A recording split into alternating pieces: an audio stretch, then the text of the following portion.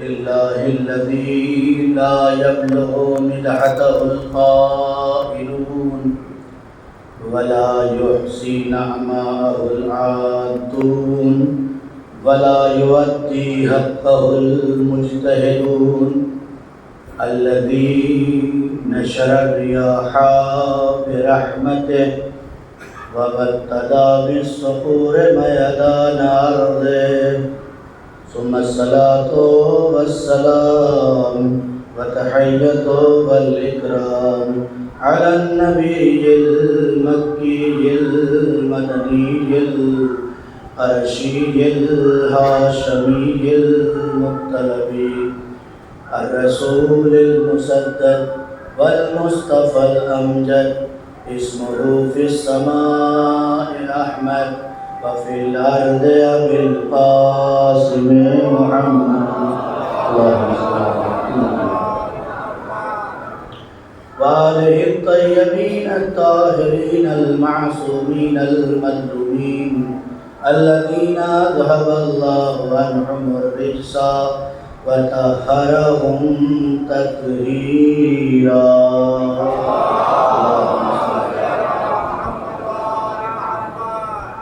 أما بعد فقد قال الله تبارك وتعالى في القرآن المجيد والفرقان الحميد وقوله الحق بسم الله الرحمن الرحيم هل يستوي الذين يعلمون والذين لا يعلمون. صلوات پڑھنا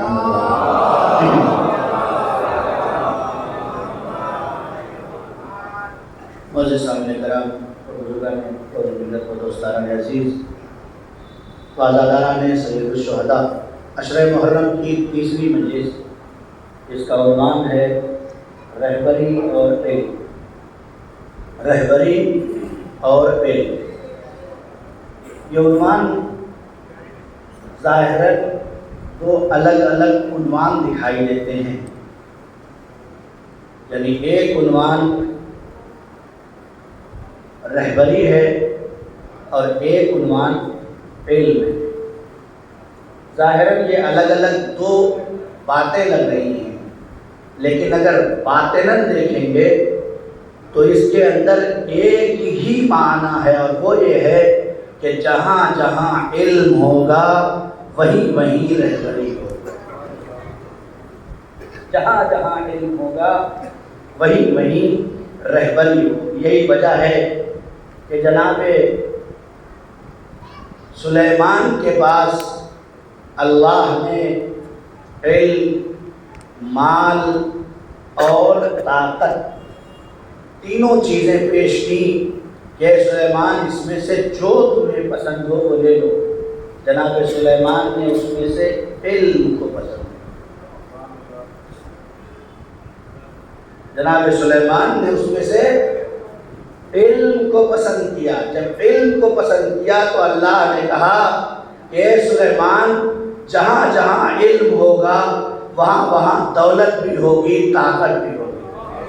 صلوات پڑھتے محمد والے. یہ وہ راز ہے جو سلیمان کو سلیمان بناتا ہے. اور نبیوں کو اتنی دولت نہیں دی گئی جتنی سلیمان کو دی گئی، اور کسی نبی کو اتنی طاقت نہیں دی گئی جتنی سلیمان کو دی گئی. کیوں؟ اس لیے کہ جب سلیمان کے سامنے تین چیزیں رکھی گئی تھی، دولت، طاقت اور علم، تو سلیمان نے ان میں سے علم کو قبول کر لیا. اللہ نے آواز دی ہے میرے سلیمان، یوں تو میرے سارے نبی علم دوست تھے، لیکن چونکہ تم نے طلب کر لیا ہے تو اب مال بھی تمہارا حصہ، طاقت بھی تمہارا حصہ.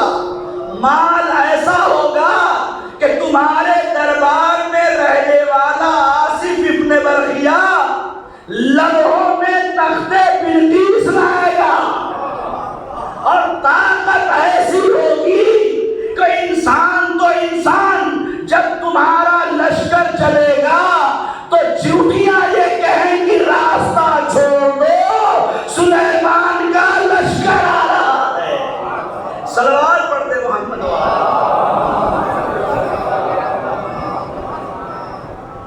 ہم تمہارے حوالے دونوں شہید، علم، طاقت، دولت میرے جیسے مولانا کے سامنے پیش کیا جاتا میں کیا کہتا کہ میرے مالک یہ دنیا بڑی ظالم ہے، اگر پیسے نہیں ہیں تو جینے نہیں دے گی، تو مجھے بس مال ہی مال دے دے، علم لے کے کیا کروں گا۔ لیکن سلیمان جانتے تھے کہ مال تمہاری حیات تک ہے، بس بات میں پہنچ رہے کہ نہیں پہنچ رہے، مال تمہاری حیات تک ہے بس، اور یہ بھی تمہارے لیے اسی وقت تک کام کرے گا جب تک تمہارے ہاتھ پیر چل رہے ہیں۔ ارے بڑے بڑے کمانے والوں کو دیکھا ہے، بڑے بڑے بنگلے بنا دیے، لیکن آخر میں صرف مال کے چکر میں اولاد بھی چلی گئی۔ لیکن جہاں مال کو چھوڑ کر، مال کو اسلام نے، ہاں ایک بات ہمارے نوجوانوں کے ذہن میں رہے کہ اسلام نے مال کو برا نہیں کہا ہے، نیت کو برا کہا۔ اسلام نے کہیں نہیں کہا مال نہ کمائے، نہیں، اسلام تو یہ کہتا ہے مجھے وہ جوان پسند نہیں ہے جو اپنے گھر میں بیٹھ کے روٹیاں توڑتا ہے لیکن گھر کی ترقی کا خیال نہیں کرتا۔ مولا کائنات فرماتے ہیں کہ میرا چاہنے والا، اللہم صلی اللہ علیہ وسلم، میرا چاہنے والا ممکن ہی نہیں ہے کہ گھر کے اندر غربت کا تصور پایا جائے اور یہ جد و جہد نہ کر رہا ہو۔ یا دوسرے جملوں میں مولا فرماتے ہیں کہ اگر غربت اپنے کمال پہ پہنچ جائے گی تو چاہے جتنا بڑا مومن ہو کافر ہو جائے گا، اس لیے کہ غربت کفر تک لے جاتی ہے۔ کہیں نہیں کہ شریعت کوئی دین کوئی اسلام نہیں ہے کہ تم مال نہ کماؤ، نہیں، مال کماؤ۔ شاید 9 سال پہلے میں یہ بات پڑھ چکا ہوں کہ مال خوب کماؤ، ذکر فإن ذکرى تنفع المؤمنین، نے میرے پیغمبر بار بار وہی بات کہو تاکہ دلوں میں اتر جائے۔ بخار چڑھتا چڑھتا ہے تو ڈاکٹر کے پاس جاتے ہیں تو ہر بار الگ دوا نہیں لکھتا، نسخہ وہی ہوتا ہے نا، تو وہی بات کہہ کے آگے بڑھ جاؤں کہ مال خوب کماؤ، کمانے کے لیے مشکل نہیں ہے، بس کماتے وقت یہ خیال رکھنا کہ تمہیں اپنے لیے نہیں کمانا ہے، اپنی نسل کے لیے کمانا ہے نا، اپنے لیے نہیں، اپنی نسل کے لیے کمانا ہے۔ لہذا کماتے وقت بس اتنا خیال رکھنا کہ حلال ہے یا حرام ہے۔ میں نے اس دن کی بات کہی تھی کہ 10 لاکھ کی حرام کی گاڑی میں بیٹھنے سے اچھا ہے کہ 40,000 کی موٹر سائیکل سے چلو، اس میں بہت عزت ہے، خدا کی قسم بہت عزت ہے۔ 10 لاکھ کی حرام کی گاڑی میں اپنے بچوں کی اے سی کی ہوا کھلا کے انہیں معاشرے میں فسادی بنا رہے ہو،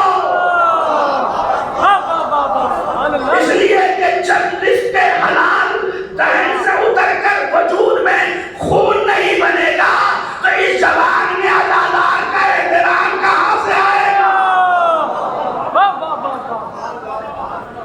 ممکن ہی نہیں ہے کہ جوانوں میں احترام کا پہلو پیدا ہو جائے۔ ارے جب حسین کے سامنے کھڑے ہوئے لوگوں سے حسین کہتے ہیں کیا میں تمہارا اچھا امام نہیں تھا؟ امام نے کیا کہا کہ میرے جیسے امام کی آواز ان کے ضمیر تک اس لیے نہیں پہنچ رہی ہے کہ ان کے پیٹ حرام سے بھرے۔ صلوات پڑھتے محمد۔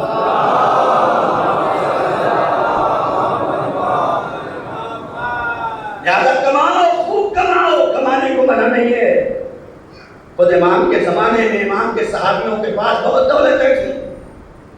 ایسا نہیں ہے کسی کے پاس دولت نہیں تھی. ارے دولت نہیں ہوگی تو عطا خانہ بنے گا کہاں سے؟ دولت نہیں ہوگی تو کوئی بڑے سے بڑا کام کیسے ہوگا؟ دولت نہیں ہوگی تو اسکول کہاں سے بنیں گے؟ دولت نہیں ہوگی تو کالجز کہاں سے بنیں گے؟ دولت نہیں ہوگی تو یونیورسٹیز کہاں سے بنیں گی؟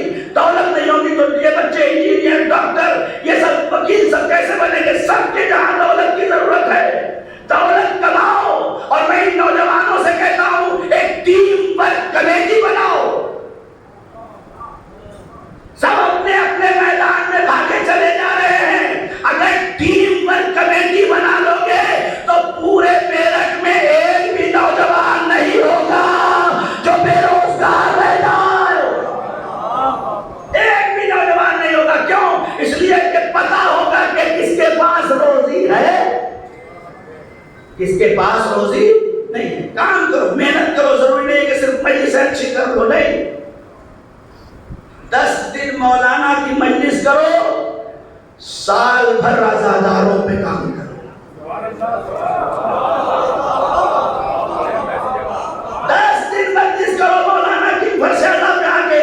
اس لیے کہ دنیا کی کوئی یونیورسٹی ایسی نہیں ہے کہ جہاں 1 گھنٹے میں درس اخلاق بھی دیا جائے، درس ہسٹری بھی دیا جائے، درس علم بھی دیا جائے. یہ تو صرف حسین کا صدقہ ہے کہ مجلس حسین کی ہے، ذکر توحید کا ہے، مجلس حسین کی ہے، ذکر نبوت کا ہے، مجلس حسین کی ہے، ذکر امامت کا ہے، مجلس حسین کی ہے، ذکر اصول دین کا ہے، مجلس حسین کی ہے، ذکر فروع دین کی ہے، مجلس حسین کی ہے، ذکر علم کا ہے، مجلس حسین کی ہے، ذکر کیمسٹری کا ہے، مجلس حسین کی ہے، ذکر سائنس کا ہے، مجلس حسین کی ہے، ذکر انسانیت کا ہے، مجلس حسین کی ہے. سارے علوم جہاں سے ایک سال پڑھ رہے ہو اسے مجلس حسین ابن علی.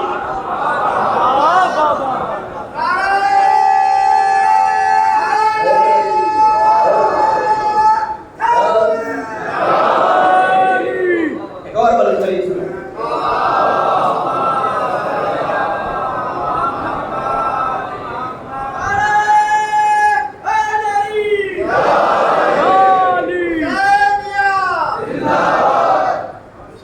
اس لیے تمہارے پاس علم کی کمی نہیں ہے، تھیوری کی کمی نہیں ہے. میں نوجوانوں کے لیے کہہ دوں آپ کے پاس تھیوری کی کمی نہیں ہے. ہماری مشکل ہے پریکٹیکل لائف میں ہم نہیں کرتے. ہمیں پتا ہے کیسے ہونا چاہیے لیکن ہم اپنی زندگی میں پریکٹیکلی نہیں آتے. جبکہ جب تک آپ انٹر تک ہیں تبھی تک آپ کے لیے تھیوری ہے نا؟ ہے کہ نہیں؟ نوجوان بہتر جان انٹر تک جب تک آپ پڑھ رہے ہیں، اب تو انٹر میں بھی پریکٹیکل شروع ہو گئے، ورنہ انٹر تک جب تک آپ پڑھ رہے ہیں آپ کو ساری تھیوریاں دے دی جاتی ہیں. لیکن جیسے ہی آپ آگے بڑھے میٹرک کی طرف، اب کیا ہے؟ صرف تھیوری نہیں، جتنا پڑھ چکے ہو اس کو عمل میں لاؤ. جتنا پڑھ چکے ہو اس کو عمل میں لاؤ. 16 سال سے تو مجھے ہو گیا یہاں بیٹھتے ہوئے.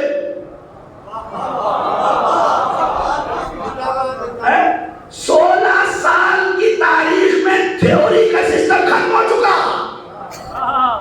اب پریکٹیکل کی زندگی ہے تو تمہارے پاس علم کی کمی نہیں ہے. 200 سال پہلے تاریخ ہندوستان اٹھا کے دیکھ لو. زیادہ دور کی بات نہیں کرتا، صرف 200 سال پہلے کی بات کر رہا ہوں. اسی ہندوستان میں کوئی ایسا بڑا محکمہ نہیں ہوتا تھا جہاں مجبور ہو کے کسی شیعہ کو نہ لایا جاتا ہو. بات نہیں پہنچی میری. جہاں مجبور ہو کر کسی شیعہ کو نہ لایا جاتا. کیوں؟ اس لیے کہ 200 سال پہلے کے شیعہ وہ تھے جو سماج کی ضرورت بن کے بیٹھے ہوئے تھے. 200 سال پہلے کے شیعہ سماج میں لوگوں کی ضرورت بن کے بیٹھے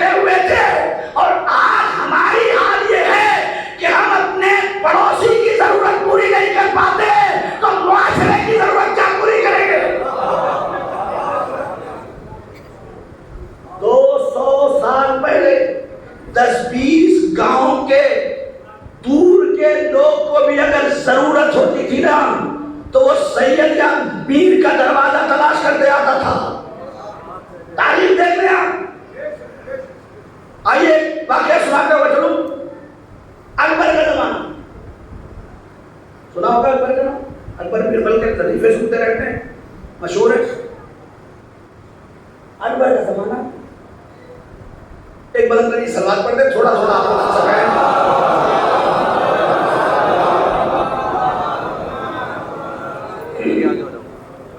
ایک اور بلند ترین خدمت عالم محمد صلی اللہ علیہ وسلم.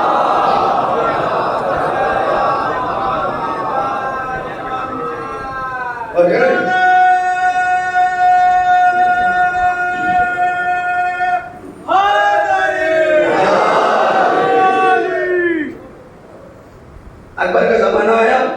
اکبر کا زمانہ ذرا لوگوں کے لیے سکون کا زمانہ کہا جاتا ہے. جو تاریخ میں لکھا ہے, صفحات اقتباس پہ جو اتارے گئے ہیں وہ پڑھا ہوں آپ کے سامنے, کیونکہ میں کام اس زمانے میں جو لکھا ہوا وہی بتا رہا ہوں آپ کو. کہتے ہیں اکبر کے زمانے میں ہر مسلک کے لوگوں کے لیے بڑا سکون کا زمانہ تھا. جس کو ضرورت ہوتی تھی وہ اکبر سے رابطہ کر لیتا تھا. لیکن اکبر کے دربار میں بڑی مشکل آ گئی تھی. وہ مشکل کیا تھی؟ کہتے ہیں کہ جب ہر مسلک کا آدمی آ کے اکبر کے دربار میں اپنا فقہی مسئلہ پوچھتا تھا اور اکبر کے درباری علماء جو جواب دیتے تھے تو اس سے وہ مسلک کا آدمی مطمئن ہو کے نہیں جاتا. جو اس کا مسلک اور تھا, سامنے والے کا مسلک اور تھا. اکبر کے پاس یہ بات پہنچی. میں سارے واقعات کو چھوڑتے ہوئے آگے بڑھ رہا ہوں کیونکہ میں واقعات میں وقت نہیں گزارتا, اصل نتیجہ ہے میرے. جلدی اکبر کو لوگوں نے کہا کہ جناب سارا معاملہ تو بہت اچھا چل رہا ہے, بس ایک مشکل آن پڑی ہے. کہا وہ کون سی مشکل ہے؟ کہا مشکل یہ آ گئی ہے کہ جب فقہی مسئلہ آتا ہے اور آپ کے دربار کا عالم اسے جواب دیتا ہے تو وہ اس کے مسلک سے ٹیلی نہیں کرتا اور وہ مطمئن ہو کے نہیں آتا. تو اکبر نے اپنے وزراء کو بلایا اور وزراء کو بلانے کے بعد پوچھا کہ بھائی اب کیا کیا جائے, کوئی راہ حل ہے؟ ایک ایسا قاضی القضات تلاش کیا جائے کہ جو ہر مسلک کا جواب اس کے مسلک سے دے دے. اکبر نے ہندوستان پہ نگاہ کی, کوئی نظر ہی نہیں آیا. لکھا ہے کہ کسی نے اسے مشورہ دیا کہ ایران چلے جاؤ. کہاں چلے جاؤ؟ ایران چلے جاؤ. اکبر ایران چلا گیا. ایران گیا, بادشاہ ایران سے ملاقات کی اور بادشاہ ایران نے ایک شخص سے اکبر کی ملاقات کی جسے قاضی نور اللہ شوستری کہا جاتا ہے. صلوات پڑھ محمد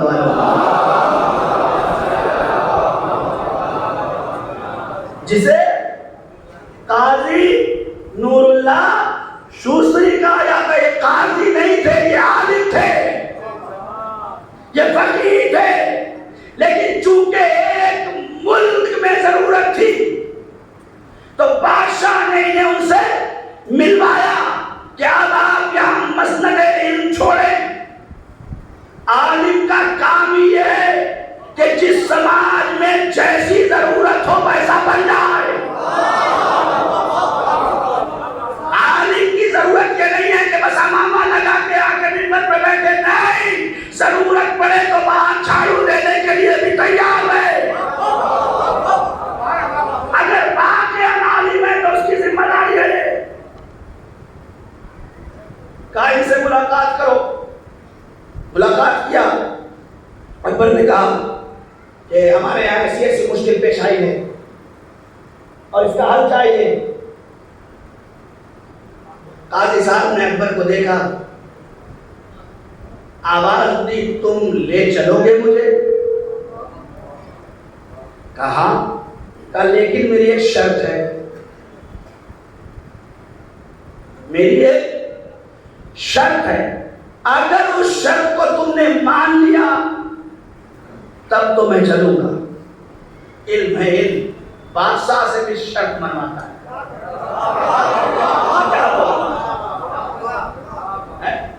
بادشاہ سے بھی پہلے اپنی شرط رکھی. کیوں شرط رکھی؟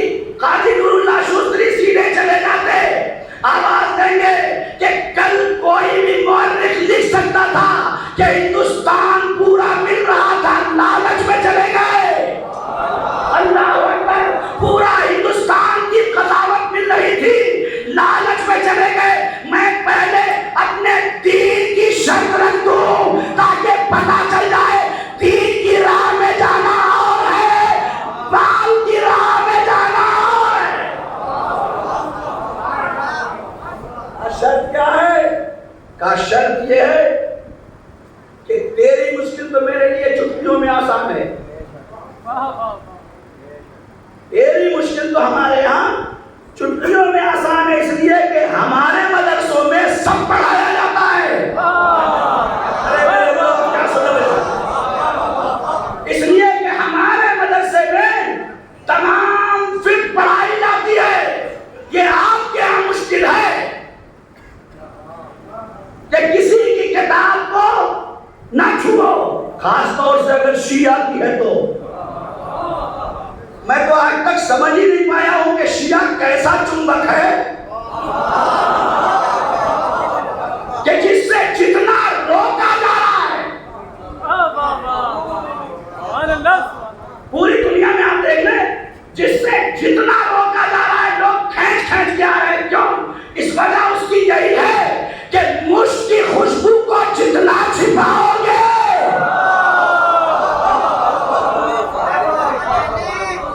یہ اتنا زور مار کے باہر آئے. کل کی مجلس میں انشاءاللہ سناؤں گا کہ علم کی زبان اور علم کے ہاتھوں میں اثر کیا ہوتا ہے. بات جلدی ختم کر دوں. شرط کیا ہے؟ شرط بتا دو. کا شرط یہ ہے کہ میں سارے مسلک کے جواب ان کی فقہ سے دوں گا, لیکن جو بھی آئے گا, حنفی آئے گا حنفی مسلک سے جواب دوں گا, شافعی آئے گا شافعی مسلک سے دوں گا, مالکی آئے گا مالکی مسلک سے جواب دوں گا. یہ بالکل ویسے ہی اثر ہے جیسے بغیر تشبیہ کہوں علی کہہ رہے تھے اگر اہل توریت ہو تو توریت سے جواب دوں, اہل انجیل ہو تو انجیل سے جواب دوں, اہل قرآن ہے تو قرآن سے جواب دوں. لیکن یہ عالم تھا, اس نے کہا ہر مسلک سے جواب دوں گا. شرط بس اتنی ہے کہ شافعی کو شافعی مسلک سے جواب دینے کے بعد اسے فقہ جعفری بھی بتاؤں گا.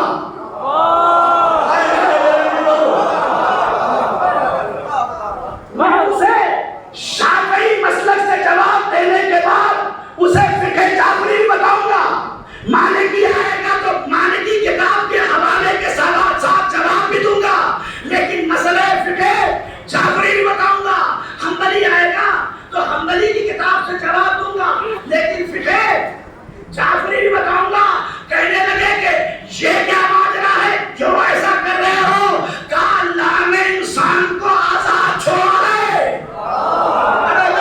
بات شاید میں پہنچا نہیں پایا. اللہ نے ہر انسان کو آزاد چھوڑا ہے. میں اسے دونوں آپشن دوں گا, جس عقل میں جو اتر جائے. یہ تمہارے اوپر فیصلہ ہے. تمہارے عقل میں اگر یہ اترے تو اسے مان لینا, وہ اترے تو اسے مان لینا. کہتے ہیں قاضی نور اللہ شوستری کے آنے کے بعد لوگ جوم در جوم مسلک جعفریہ میں داخل ہونے لگے اور کہنے لگے کوئی ایسی فقہ نہیں ہے جیسی فقہ جعفریہ ہے. سلام کرتے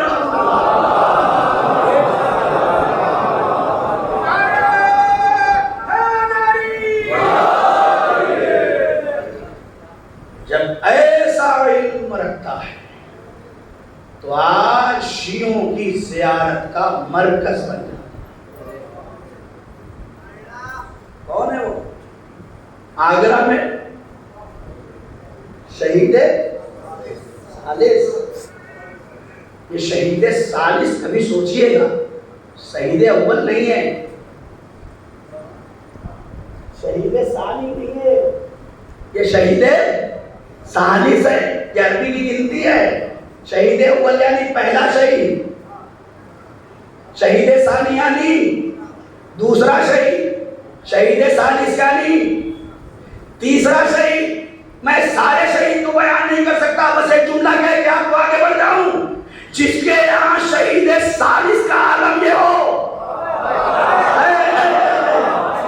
جس کے یہاں شہید ثالث کا عالم یہ ہو، اس کے شہید ثانی کا کیا مرتبہ ہوگا؟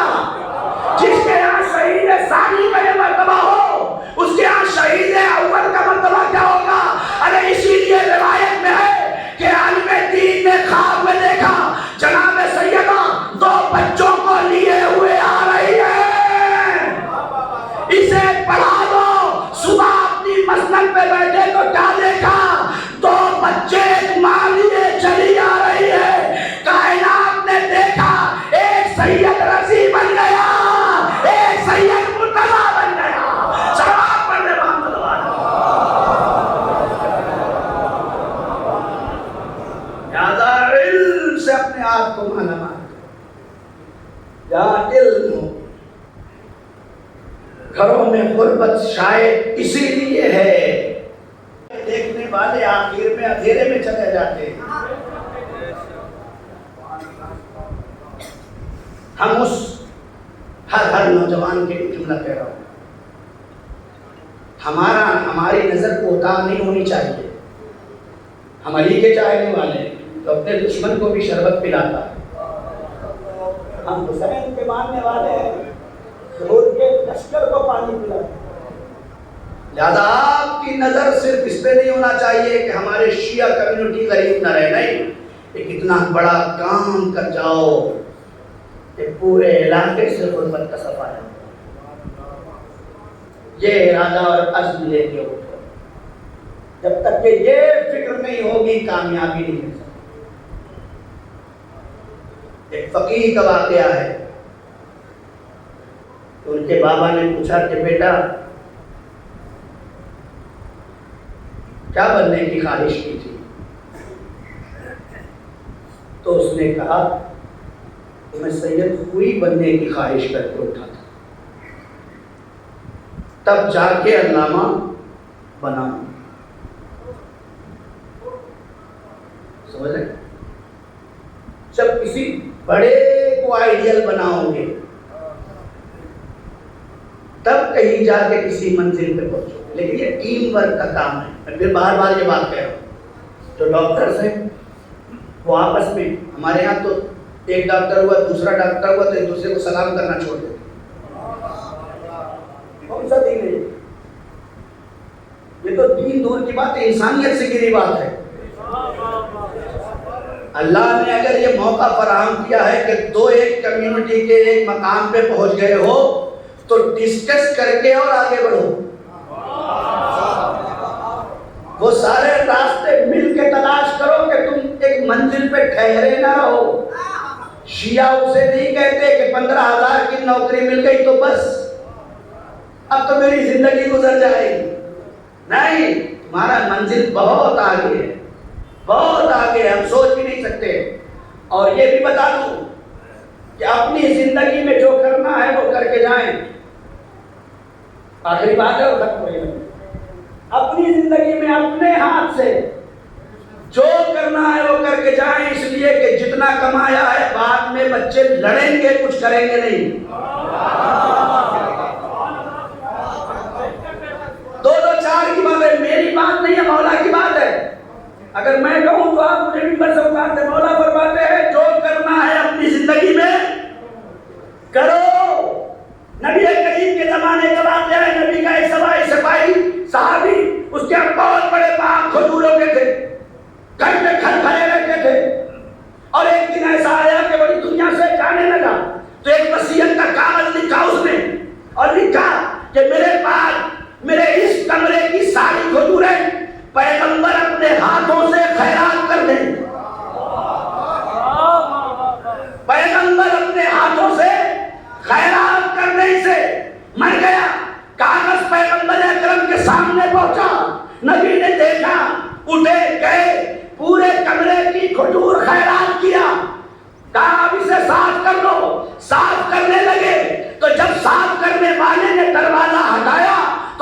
پیچھے سے ایک کھجور نکلی، لے کے آیا پیغمبر اکرم، یہ کھجور رہ گئی، نبی نے اسے ہاتھوں میں لیا، سارے صحابی کی طرف دیکھ کے بس ایک جملہ کہا، اے کاش یہ ایک کھجور اپنی زندگی میں خیرات کر لیتا۔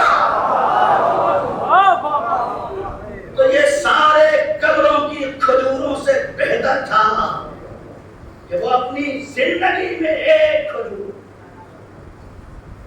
خیرات کر کے جائے۔ اللہ اکبر۔ بس میرے عزیزو، علم روشنی ہے، علم اطاعت عطا کرتا ہے،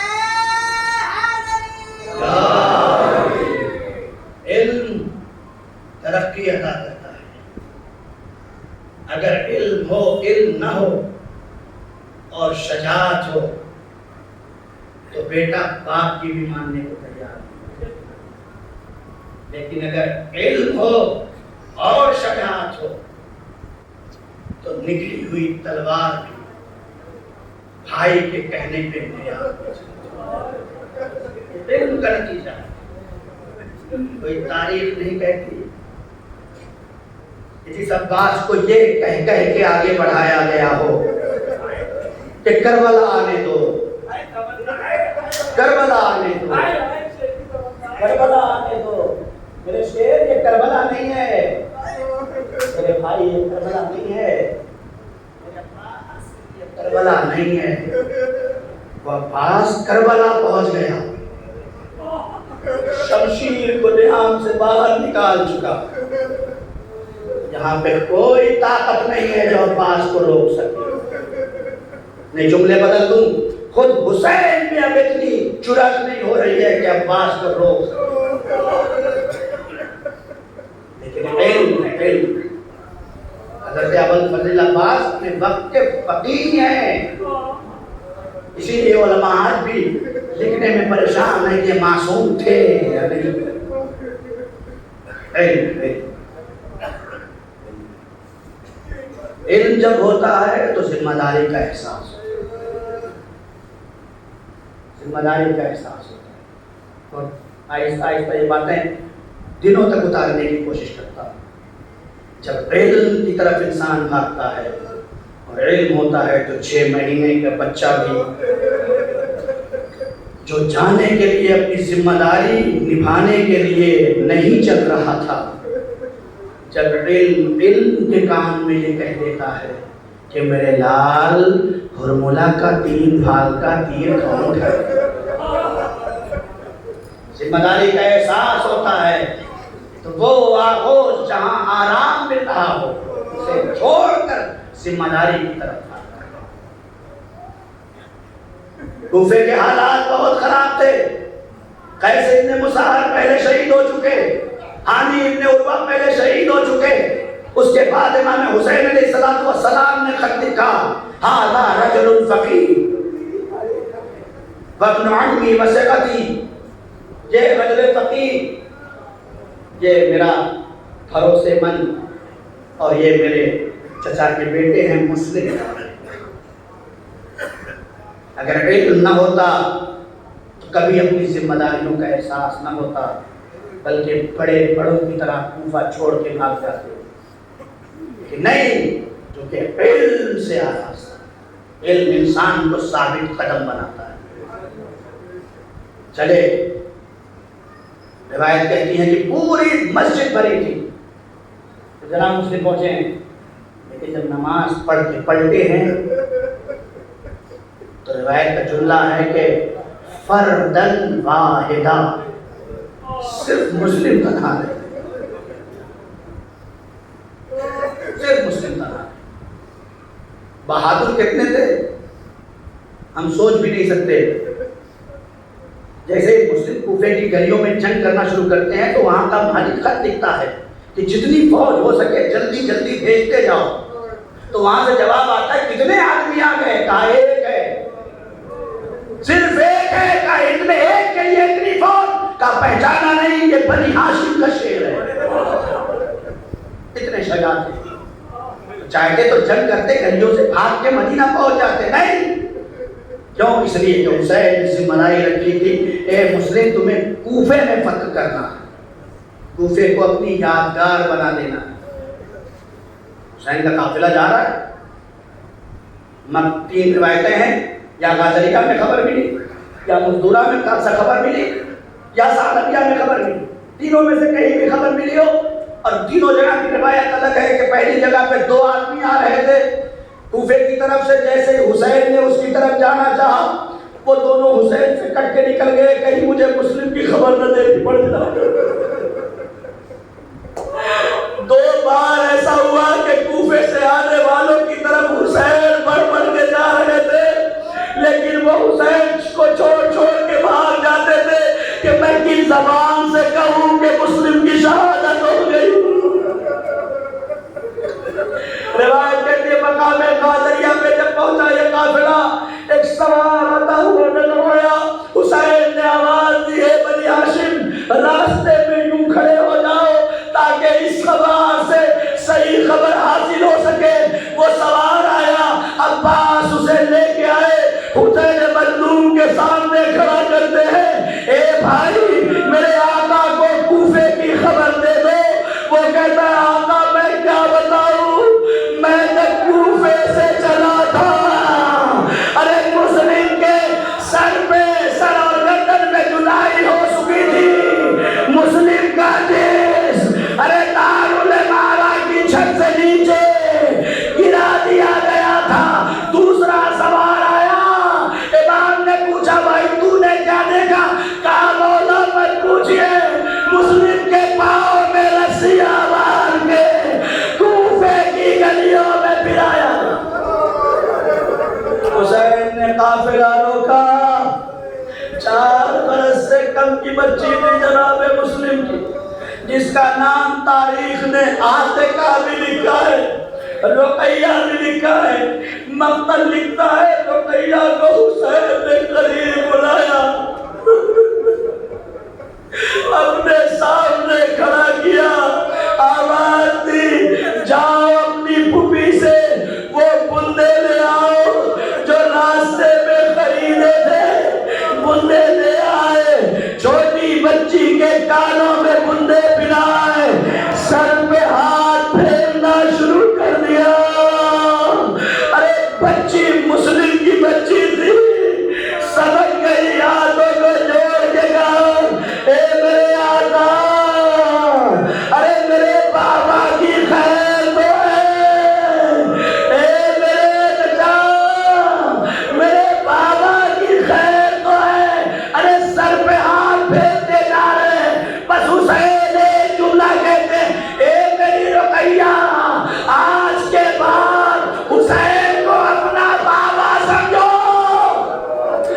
بس میرے عزیزوں، دور سکینہ کھڑی یہ منظر دیکھ رہی تھی، جب کوئی یتیم ہوتا ہے اس کے کانوں میں بندے پہنائے جاتے ہیں، اس کے سر پہ ہاتھ پھیرا جاتا ہے، لیکن ہمارے عصر عاشور حسین شہید ہو گئے، ظالم گھوڑا لے کے خیمے کی طرف پہنچے، سکینہ پردے کے پیچھے، ظالم آگے بڑھتا، اے ظالم ارے مجھے نہ چھیڑنا، میں حسین کی بیٹی سکینہ ہوں۔ ظالم نے ایک تماچا رخسار سکینہ پہ مارا، فرات کا رخ کیا، اے چچا عباس، سکینہ کو نہیں پتا تھا کہ جب بچے یتیم ہوتے ہیں رخساروں پہ تماچے مارے جاتے ہیں۔